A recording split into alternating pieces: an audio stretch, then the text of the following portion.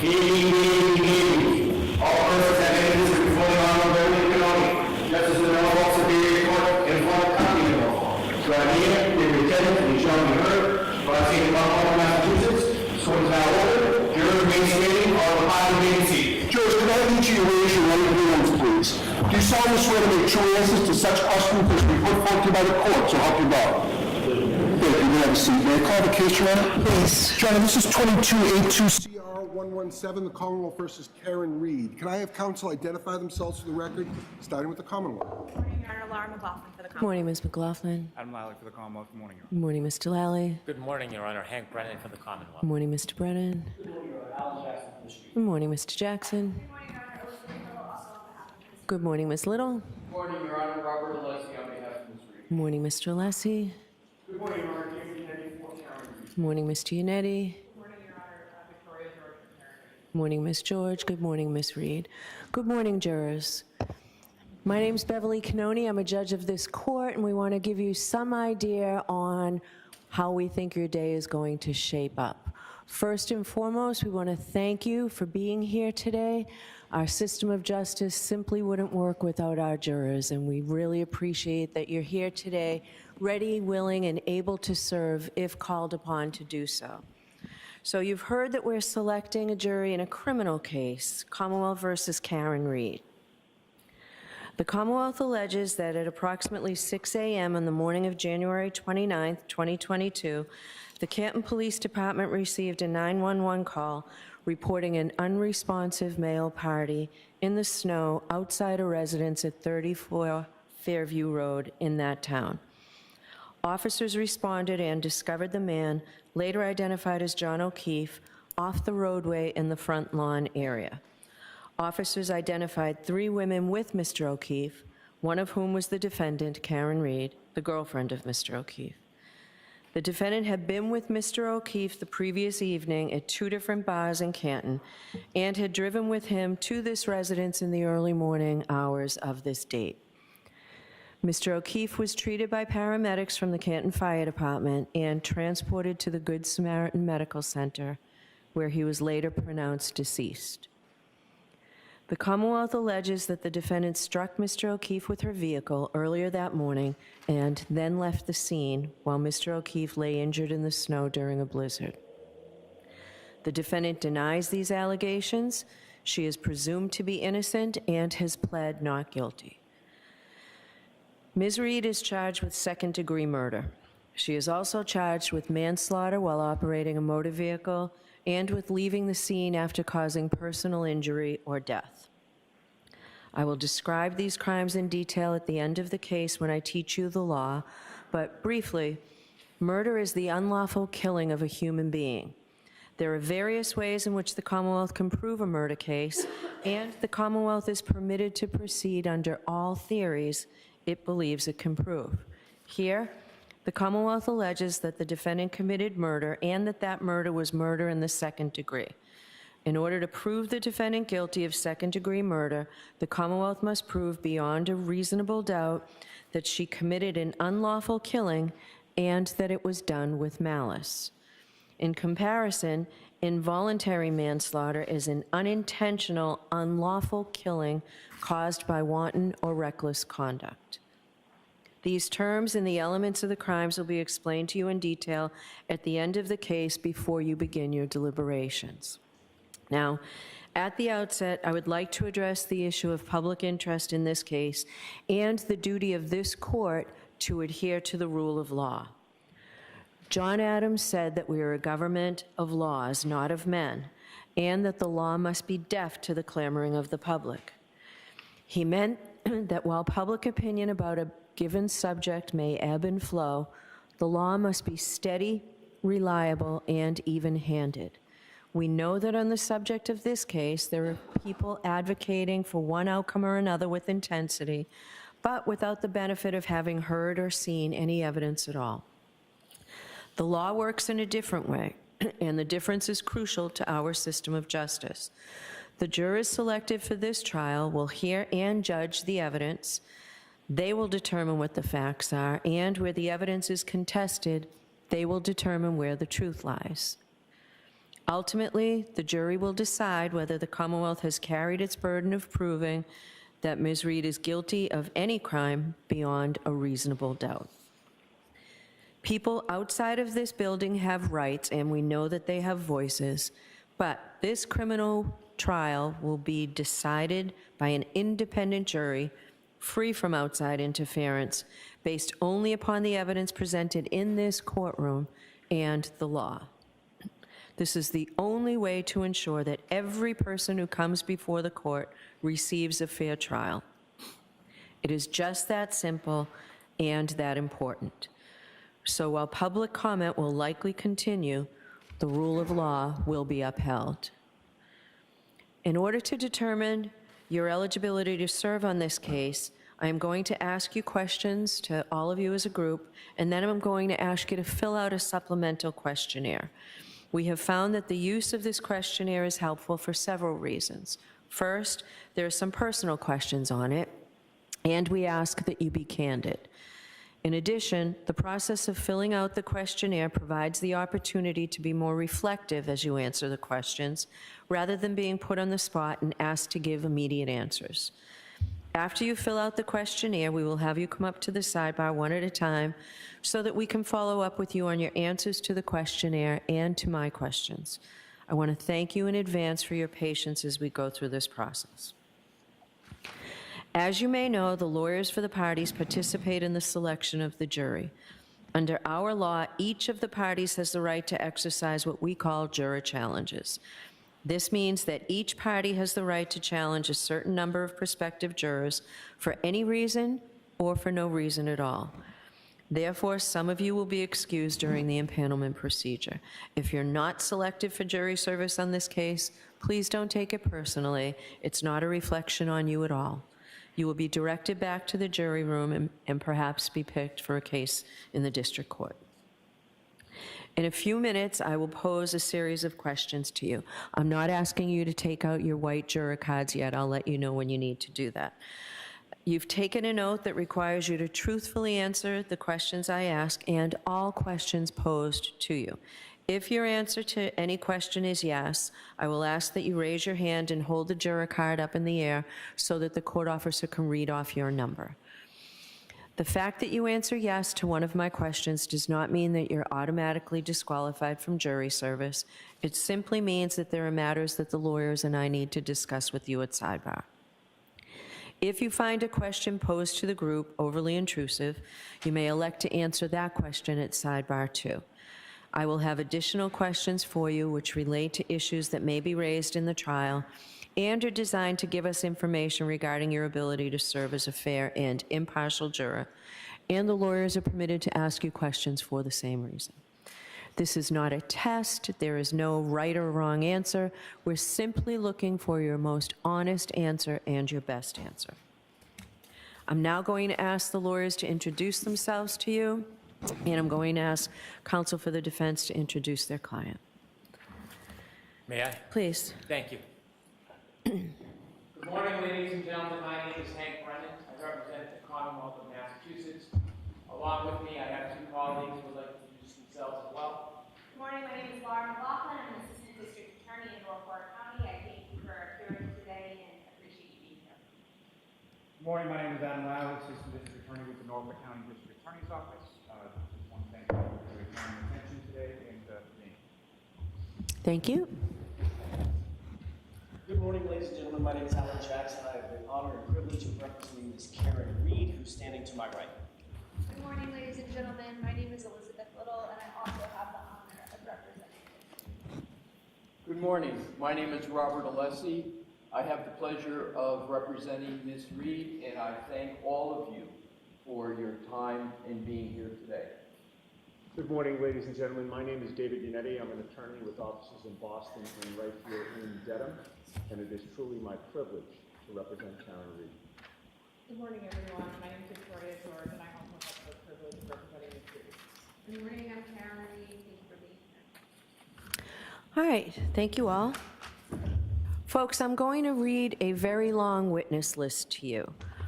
I'd ask, though, that you pay close attention to it, because in a little while, I'm going to ask you whether you know any of the folks or have had any prior dealings with the people whose names I read. The list is alphabetical, and it is alphabetical by first name. Aidan Kearney, who is from Jefferson, Mass. Dr. Isaac Wolf from South Miami, Florida. Alfredo Lopalato from Canton. Allison McCabe, Canton. Andre Porto, who is with the Massachusetts State Police Crime Lab. Andrew Klain from Bridgewater. Andrew Rentschler, who is a PhD from Pittsburgh, Pennsylvania. Angela Malvone from Canton. Annie Chung from Canton. Anthony Flamati, who is with the Canton Fire Department. Ashley Bell, Canton. Ashley Valaire from the Mass State Police Crime Lab. Brian Albert from Norwood. Brian Albert Jr., Boston. Brian Higgins from Sandwich. Brian Loughran from Canton. Brian Wanless, who is retired from the Canton Police Department. Bridget Meehan, who is the keeper of records in Canton. Caitlin Albert, Easton. Lieutenant Charles Ray of the Canton Police Department.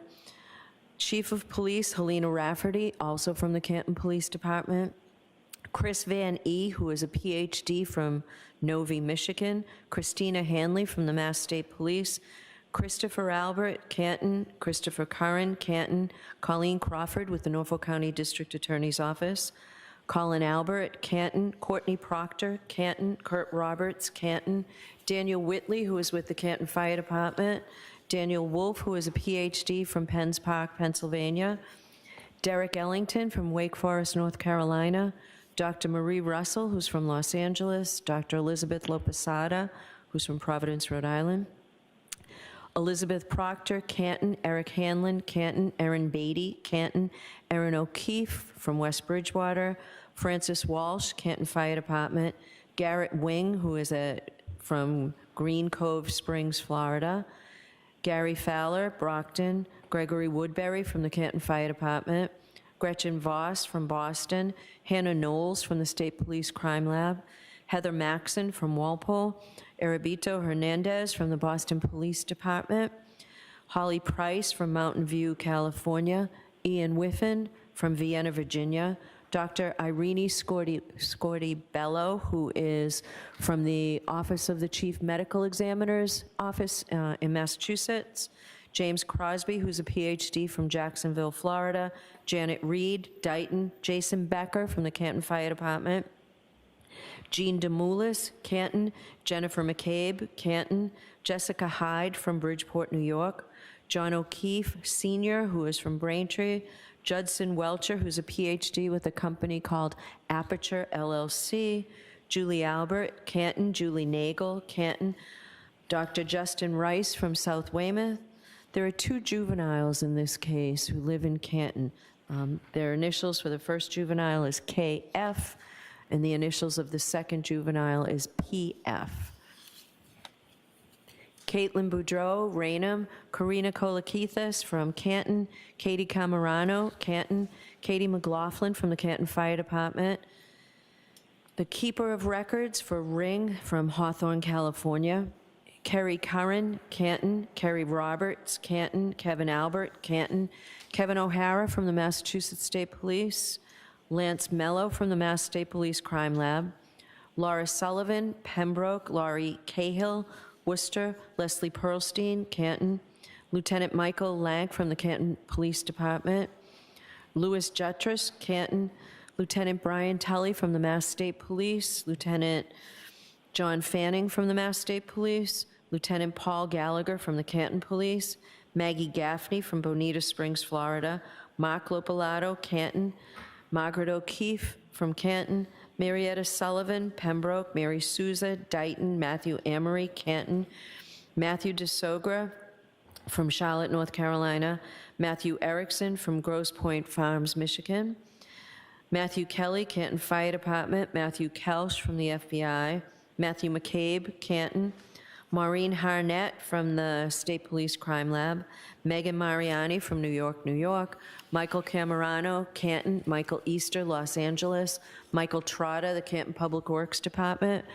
Michael Wagner, Foxborough, Mike Maroli, Bridgewater, Mike Rushworth from Thompson Station, Tennessee, Natalie Wyweek Berschneider from San Marino, California, Nathan Reed, Raynham, Nicholas Bradford from Lorton, Virginia, Nicholas Curran from West Roxbury, Nicholas Kolakithis, Canton, Nicole Albert, Norwood, Norfolk County District Attorney Michael Morrissey, Officer Kelly Deaver from the Boston Police Department, Officer Nicholas Barrows from the Dayton Police Department, Patrick Haggerty, Somerset, Mass., Paul Makowski, Melrose, Paul O'Keefe, Canton, Rebecca Bison, Canton, Rebecca Trayers from Norfolk, Mass., Dr. Renee Stonebridge, who is also with the Office of the Chief Medical Examiner, and she works in Boston, Richard Green from St. Pete Beach, Florida, Richard Donatino from Canton, Robert Gilman, Hull, Ryan Nagel, Canton, Sarah Levinson, Canton, Sergeant Brian Gallerini from the Needham Police Department, Sergeant Sean Good from the Canton Police Department, Sergeant Paul DGM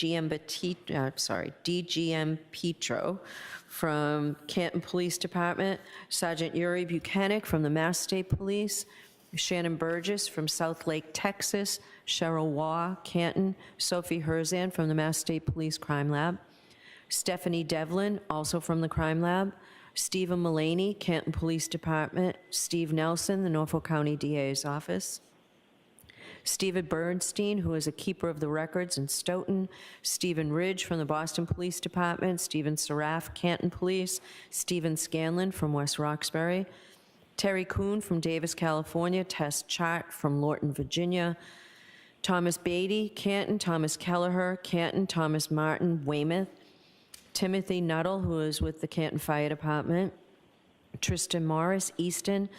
The following people are with the Massachusetts State Police: Trooper Connor Keefe, Trooper David DeChico, Trooper Evan Brent, Trooper Jeffrey Koskowski, Trooper Joseph Paul, Trooper Kathleen Prince, Trooper Michael Proctor, Trooper Nicholas Garino, Trooper Zachary Clark, Wendell Robery from Canton, and William Reed from North Dykeman.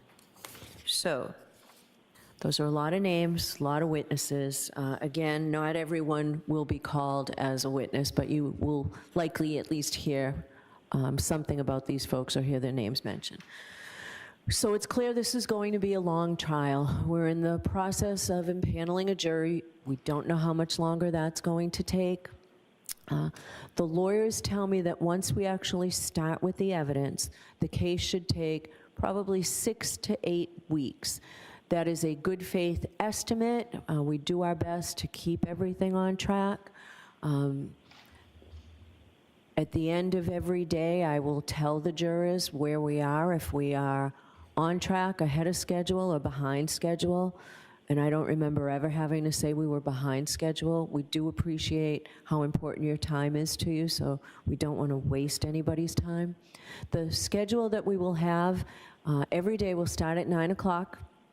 We'll take a break somewhere around 11 o'clock or so for about 15, 20 minutes. We'll break for lunch somewhere around 1 o'clock. You will have lunch brought into you, so you don't have to walk down to Dedham Center to get something. You can stay at the courthouse, and we'll probably take half an hour, 45 minutes for lunch. And the afternoon session should end at 4 o'clock. Sometimes the jurors agree to go a little bit later, you know, maybe to finish a witness or something, but that's the schedule. There are some days sprinkled in throughout that schedule that we will either do half days or we won't be in session, and I'll let the jurors know that when we start the trial. So that's our schedule. Now, it might help if I give you a preview about some basic law that applies to criminal cases like this one. It's my job to teach the jury the law at the end of the trial, but until then, these are some very important summaries of very important constitutional rights. First and most basically, the defendant starts this trial presumed to be innocent. The fact that she was arrested or that she was indicted is not proof of anything. An indictment is simply a piece of paper. It just makes an accusation. It's a formal manner of bringing a case or bringing a person to trial in the superior court. But it is only the jury, in other words, you folks, who can decide whether the prosecution has proved its case beyond a reasonable doubt. If the Commonwealth does not do that, then the presumption of innocence alone requires you to find the defendant not guilty. The law does not require a defendant to prove her innocence, to produce any evidence whatsoever, or to do anything other than attend the trial. This presumption of innocence remains with the defendant until the jury makes their determination after listening and considering all the evidence. And that leads me to the defendant has an absolute right not to testify, since the entire burden of proof in this case is on the Commonwealth to prove that she is guilty. Under our system of law, a defendant has a perfect right to say to the government, you accuse me, now you prove it, and prove it beyond a reasonable doubt and to a moral certainty. I do not have to say a word. The question of whether a defendant is guilty or not guilty has nothing to do with whether a defendant testifies. The jury must not consider it in any way. You can't discuss it in your deliberations. The jurors in a criminal case must determine whether the Commonwealth has proved its case against the defendant beyond a reasonable doubt based solely on the evidence and the exhibits. That brings me to proof beyond a reasonable doubt. What is proof beyond a reasonable doubt? The term is often used and probably pretty well understood, but it is not easily defined. Proof beyond a reasonable doubt does not mean proof beyond all possible doubt, for everything in the lives of human beings is open to some possible or imaginary doubt. A charge is proved beyond a reasonable doubt if, after you have compared and considered all the evidence, you have in your minds an abiding conviction to a moral certainty that the charge is true. When we refer to moral certainty, we mean the highest degree of certainty possible in matters relating to human affairs based solely on the evidence that has been put before a jury in a case.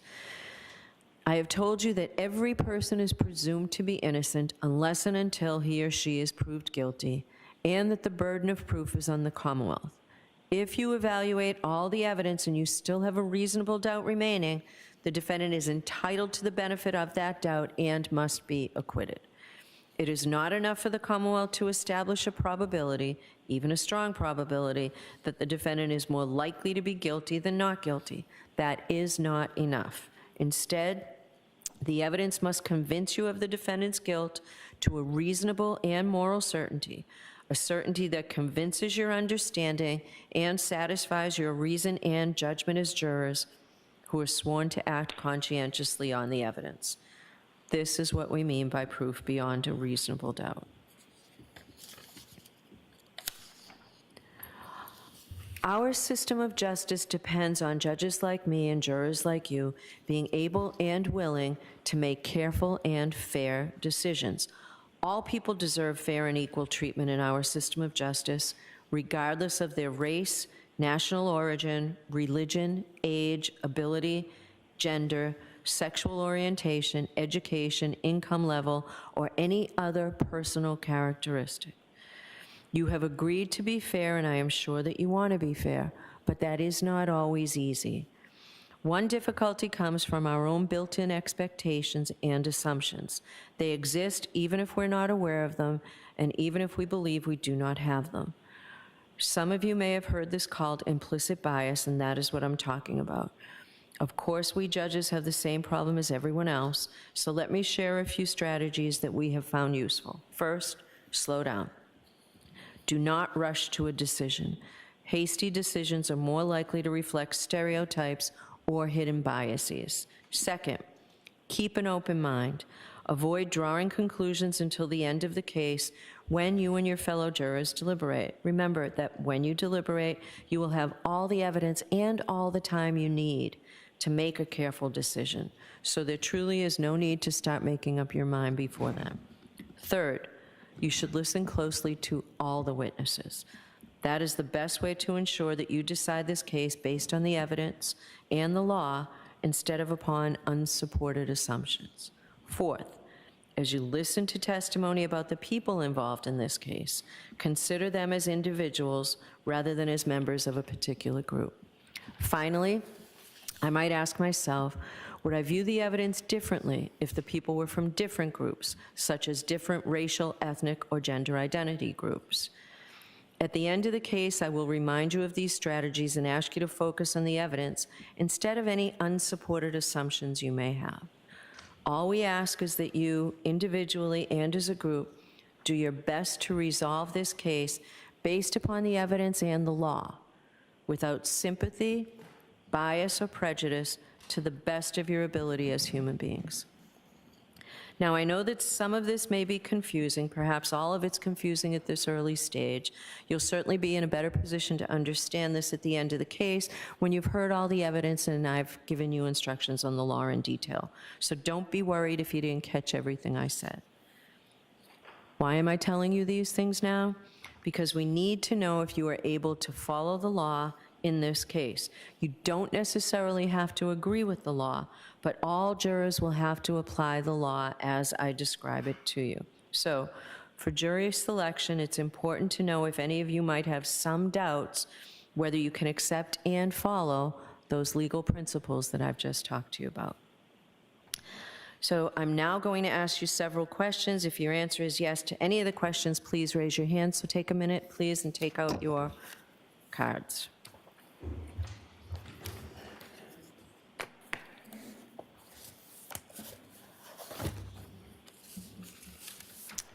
Now, before we begin, I understand that sometimes jurors do not fill out the juror questionnaires completely. Sometimes we're in a hurry to get those questionnaires back in, or we might think that our situation doesn't apply to the question that's being asked. So if you know now that maybe you didn't complete the questionnaire fully, please let us know when you come to sidebar. Oftentimes, jurors might forget to fill in their employment, whether or not they've had any experience as a juror or a criminal defendant or a witness in a case. Many times you forget to put your age in. All of those things we'll ask you about if you haven't done it, but if you know now that there's something you left out, please let us know when you come to sidebar. All right. So, first question. Do any of you folks or a close personal friend or family member know, or have you had any prior dealings with any of the witnesses whose names I've said?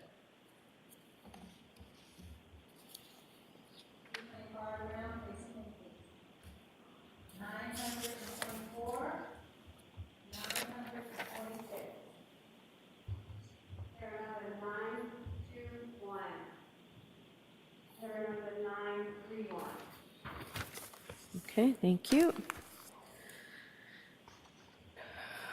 Do any of you folks or a close personal friend or family member know, or have you had any prior dealings with the lawyers in this case or with the Norfolk County District Attorney's Office? Juror number 921, juror number 931. Thank you. Do any of you folks or a close personal friend or family member have any financial or other personal interest whatsoever in this case or its outcome? I see no affirmative responses. Has anyone seen, heard, or talked about this case? If so, please raise your hand. 932, 936, 923, 935, 906, 926, 928, 913, 944,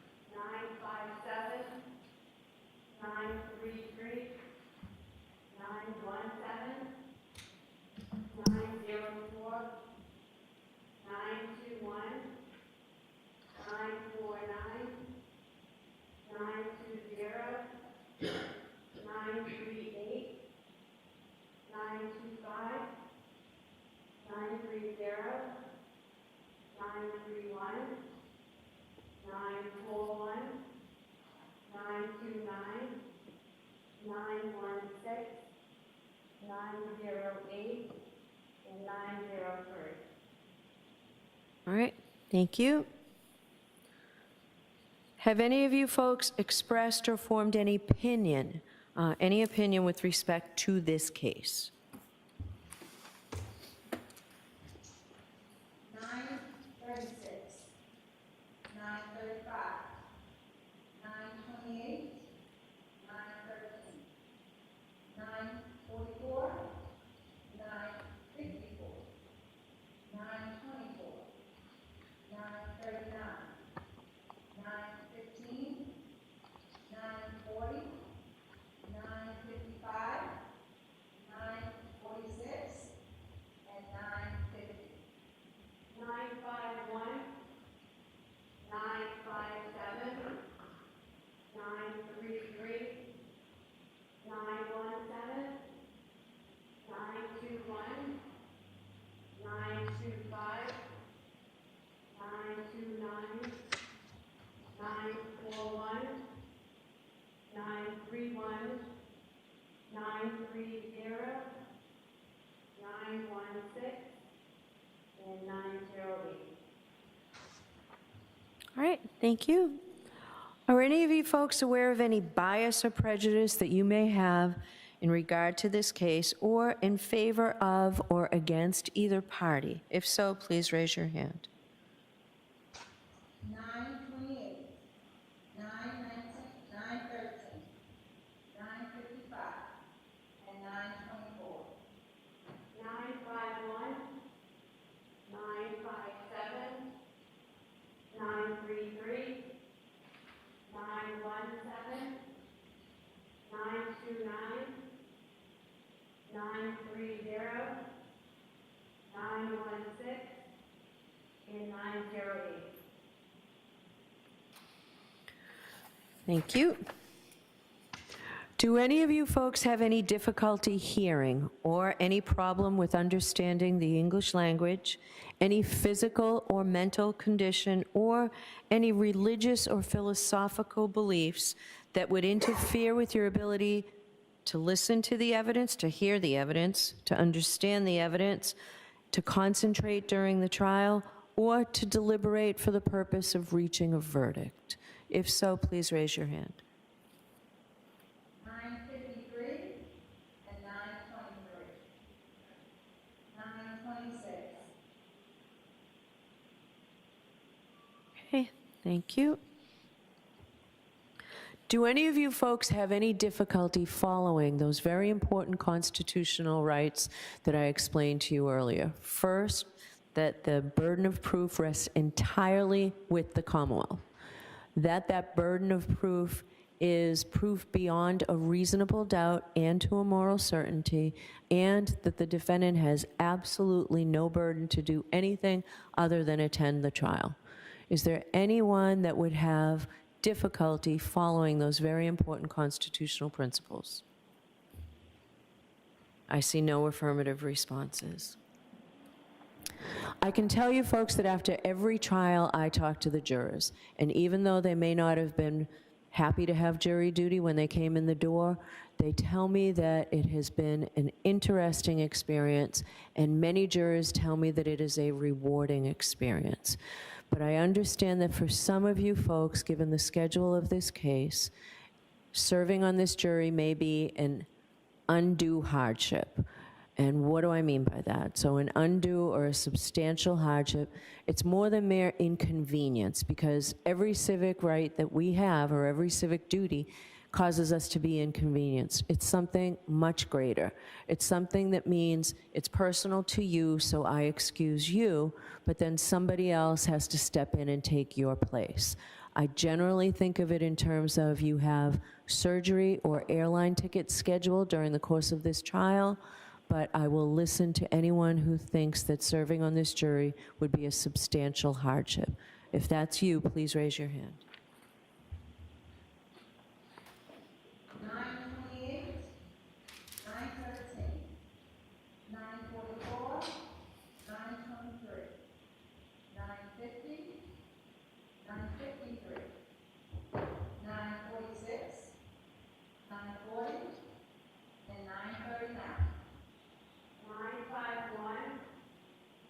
933, 917, 949, 925, 919, 929, 941, 930, and 908. Okay, thank you. So I am going to leave the bench in a minute to give you a chance to fill out those supplemental questionnaires. I ask that you not talk to any about those questionnaires. Nothing about any questions or comments or concerns you might have about jury duty, either generally or in this case in particular. If you do have any questions about your jury duty, you can ask me when you come to sidebar. So thank you very much. All rise to the court, please.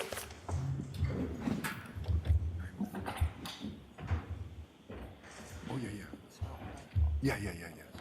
Thank you. Okay, great. Thank you.